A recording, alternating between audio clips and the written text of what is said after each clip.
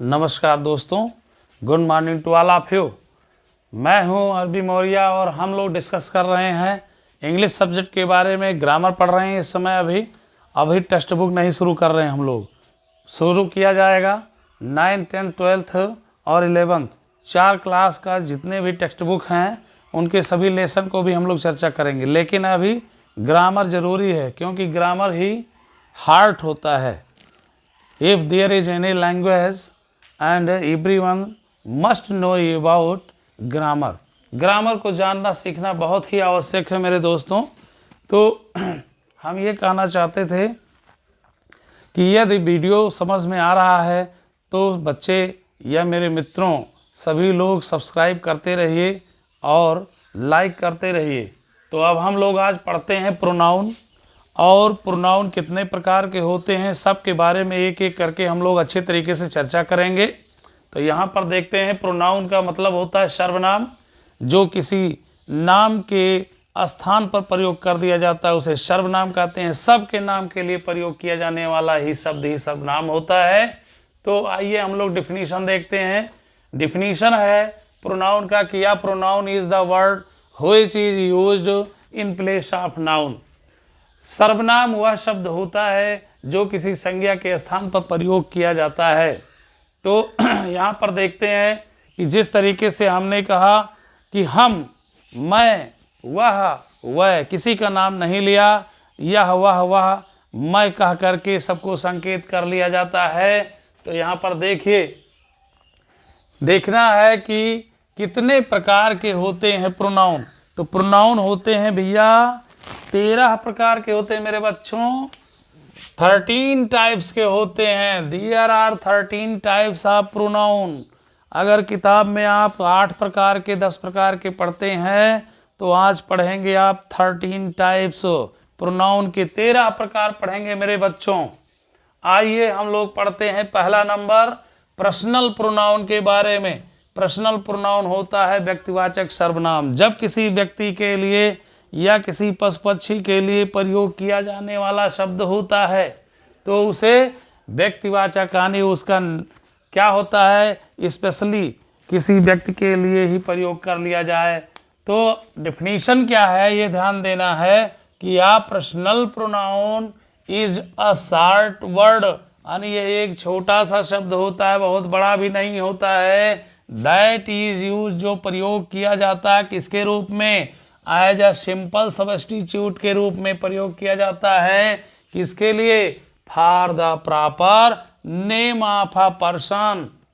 अगर मान लीजिए किसी पर्सन का नेम है और प्रॉपरली उसे यूज किया जा रहा है तो वहाँ पर सिंपल सब्स्टिट्यूट के रूप में प्रयोग किया जाता है। तो आइए हम लोग देखते हैं कि इसमें कौन कौन से शब्द होते हैं। शब्द हैं I, we, you, they, he, she, it, one, thee, who. ये सभी वर्ड भैया प्रोनाउन के रूप में प्रयोग होते हैं बच्चों। तो ध्यान देना है कि आई और बी जो होता है वो फर्स्ट पर्सन होता है, पहला व्यक्ति होता है जिसे प्रथम पुरुष कहा जाएगा। यू है ये सेकंड पर्सन होता है जिसे क्या कहेंगे, दूसरे व्यक्ति। मैं नहीं, हम नहीं, आप हो गए, दूसरे व्यक्ति हो गए। और आप भी नहीं, वह लोग हो गए, वह लोग। दे, तो दे भी हो गया थर्ड पर्सन। और ये है प्लूरल, लेकिन सिंगुलर के लिए ही और सी का प्रयोग करते हैं। तो ही का प्रयोग पुरुष के लिए और सी का प्रयोग स्त्री के लिए। और यहाँ पर इट का प्रयोग किसके लिए करते हैं, बेजानदार चीज़ों के लिए, किसी वस्तु को संकेत करने के लिए, किसी जानवर को संकेत करने के लिए, किसी पक्षी को संकेत करने के लिए इट का प्रोनाउन का प्रयोग कर लेते हैं भैया। अब यहाँ पर ध्यान दीजिए, वन है, वन किसी भी सिंगुलर के लिए प्रयोग कर लिया जाता है। एक शब्द सेकंड पर्सन में यू के बजाय TSEE दी होता है जिसका सेंस होता है सेकंड पर्सन, आप होता है। और उसके बाद में क्या है, हु है।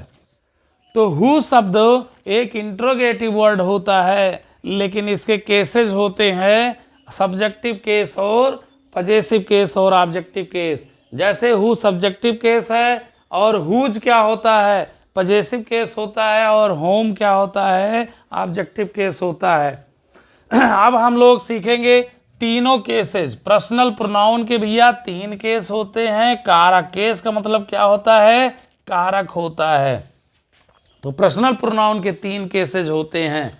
नंबर 1 है सब्जेक्टिव केस, और 2 है पजेसिव केस, और देख रहे हैं ऑब्जेक्टिव केस। ये आप चार्ट देखिए, इनको बहुत ही आवश्यक है, छोटे बच्चों को भी याद करने की बहुत आवश्यक, इन्हें याद होना चाहिए सेंटेंस में यूज करने के लिए। सब्जेक्ट के स्थान पर सब्जेक्टिव केस, ऑब्जेक्ट के स्थान पर ऑब्जेक्टिव केस प्रोनाउन की लिखी जानी चाहिए। और अगर अपने की अंग्रेजी लिखी जानी है तो सब्जेक्ट के अकॉर्डिंग ये अपने की अंग्रेजी लिखी जाती है। जैसे I my me, we our us, you your you, they their them, he his him, she her her, it its it, one one's one, thee thy thou, who whose home.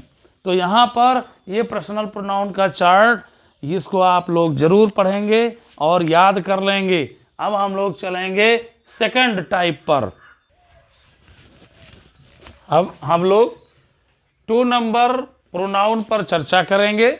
यहाँ पर ध्यान दीजिएगा मेरे प्यारे छात्र छात्राओं। 2 नंबर है demonstrative pronoun. Demonstrative pronoun को कहते हैं संकेतवाचक सर्वनाम।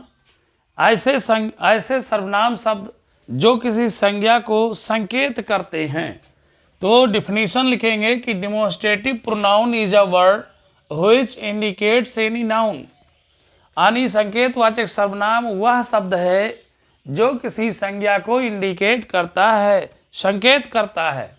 अब एग्जाम्पल में लेते हैं, जैसे दिस है, दैट है, दीज है, दोज है।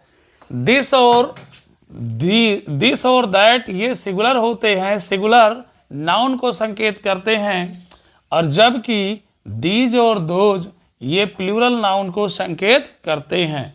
अब हम लोग एग्जाम्पल लेते हैं, एग्जाम्पल में क्लियर होता है। जैसे लिखा गया कि दिस इज माई पेन, यह मेरा कलम, यानी कलम की संख्या 1 है। देखिए पेन है, पेन्स नहीं है, तो यहाँ पर दिस लगाया गया है, सिंगुलर को संकेत करता है। दैट इज योर बुक, यह तुम्हारा पुस्तक है, तो यहाँ पर बुक है, बुक्स नहीं है, तो यहाँ पर एक ही बुक है, तो दैट का प्रयोग कर लिया गया वह के लिए कि वह तुम्हारा पुस्तक है। तीसरा नंबर है दीज आर गर्ल्स, ये लड़कियां हैं, तो यहाँ पर दीज प्लूरल को संकेत कर दिया, यहाँ पर गर्ल का गर्ल्स कर दिया कि दीज आर गर्ल्स, ये लड़कियां हैं।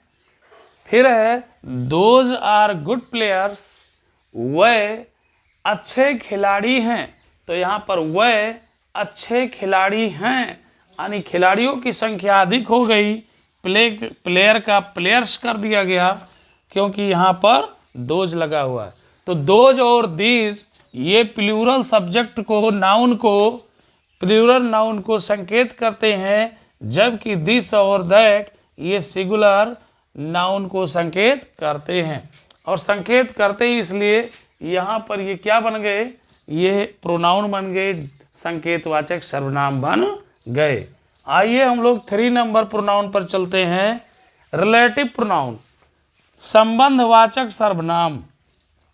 डेफिनेशन है कि एनी इंट्रोगेटिव वर्ड, जब कोई प्रश्नवाचक शब्द दैट एड्स जोड़ने का कार्य करता है टू सेंटेंसेस, 2 वाक्यों को, तो वो क्या बन जाता है, इज कॉल्ड रिलेटिव प्रोनाउन, तो उसे संबंधवाचक सर्वनाम कहते हैं। बच्चों क्या जोड़ता है, 2 वाक्यों को बीच में आकर 2 वाक्यों को जोड़ने का काम करता है। कोई प्रश्नवाचक शब्द है जो असर्टिव मोड में आता है तो वह रिलेटिव प्रोनाउन कहलाता है। जैसे यहाँ पर शब्द दिए गए हैं, हु है, हुईच है, व्हाट है, वेयर है, होम है, व्हाई है, बहुत से शब्द हैं, व्हेन है।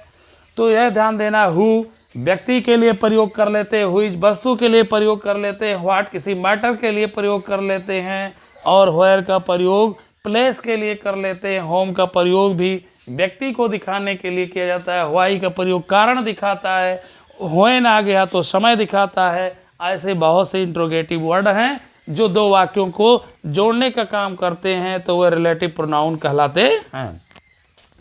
अब हम लोग एग्जाम्पल लेते हैं कि आई नो हिम, मैं उसे जानता हूँ। किसे जानता हूँ? किसी आदमी को। Who is very intelligent boy, जो बहुत ही बुद्धिमान लड़का है। मैं लड़के को जानता हूँ। कैसे लड़के को? बुद्धिमान लड़के को जानता हूँ, है ना। तो यहाँ पर लड़के के लिए हु का प्रयोग किया गया, जिसका अर्थ जो हो गया। तो ये असर्टिव सेंस देता है और रिलेटिव प्रोनाउन इसलिए बनेगा क्योंकि दो वाक्यों को जोड़ रहा है। ऐसे जितने इंट्रोगेटिव वर्ड हैं वो सेंस के अकॉर्डिंग यूज कर लिए जाएंगे।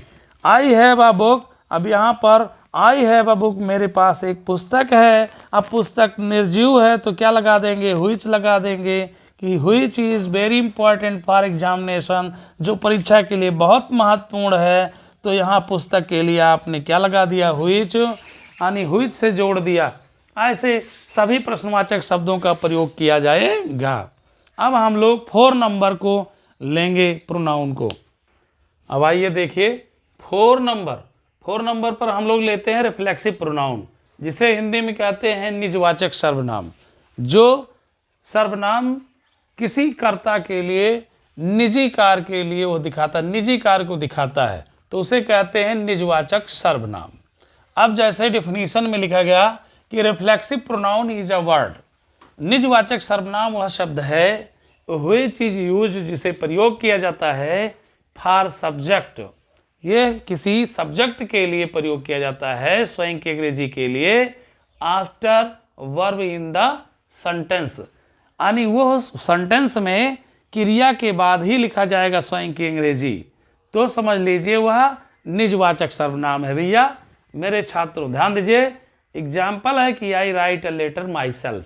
यहाँ पर देख रहे हैं कि राइट वर्ब है और वर्ब के बाद में जब स्वयं की अंग्रेजी होगा सेंटेंस में, तो वो स्वयं की अंग्रेजी क्या होगा? यह रिफ्लेक्सिव प्रोनाउन कहलाएगा। क्या कहलाएगा? रिफ्लेक्सिव प्रोनाउन कहलाएगा। अब होता किसके अनुसार है? सब्जेक्ट के अनुसार। ये सब्जेक्ट पर ही जोर देता है, सब्जेक्ट के अनुसार ही लिखा जाता है। मैं स्वयं, यानी मैं एक पत्र स्वयं लिखता हूँ। जब आप बहुत जोर नहीं देते हैं कार्य पर, केवल निजी वर्ग दिखाता है, तो इसे क्रिया के बाद में ही सेंटेंस में क्रिया के बाद ही लिख देते हैं कि I write a letter myself, मैं एक पत्र स्वयं लिखता हूँ। ही वर्क्स हिमसेल्फ, वह स्वयं कार्य करता है या वह कार्य स्वयं करता है। सी रीड्स बुक हरसेल्फ, वह पुस्तक स्वयं पढ़ती है। तो यहाँ पर जो हरसेल्फ है, यहाँ पर हिमसेल्फ है, ये सब्जेक्ट के अनुसार ही लिखे जाएंगे स्वयं की अंग्रेजी। लेकिन हमेशा जब क्रिया के बाद होगा, वर्ब के बाद होगा, तभी ये आपका रिफ्लेक्सिव प्रोनाउन कहलाएगा। तो शब्द तो वही है स्वयं की अंग्रेजी। आई के अनुसार माई सेल्फ, ही के अनुसार हिम सेल्फ, सी के अनुसार हर सेल्फ, दे के अनुसार देम सेल्फ, यू के अनुसार यार सेल्फ या यार सेल्फ। और इसी तरीके से ये स्वयं की अंग्रेजी को देखेंगे कि जोर जब देगा तो उसे दृढ़तावाचक सर्वनाम कहेंगे, इम्फैटिक प्रोनाउन। 5 नंबर है इम्फैटिक प्रोनाउन। शब्द वही हैं लेकिन सेंटेंस में प्रयोग करने की गतिविधि अलग है, तो यहाँ पर हम उसी शब्द को इम्फैटिक प्रोनाउन कह लेते हैं।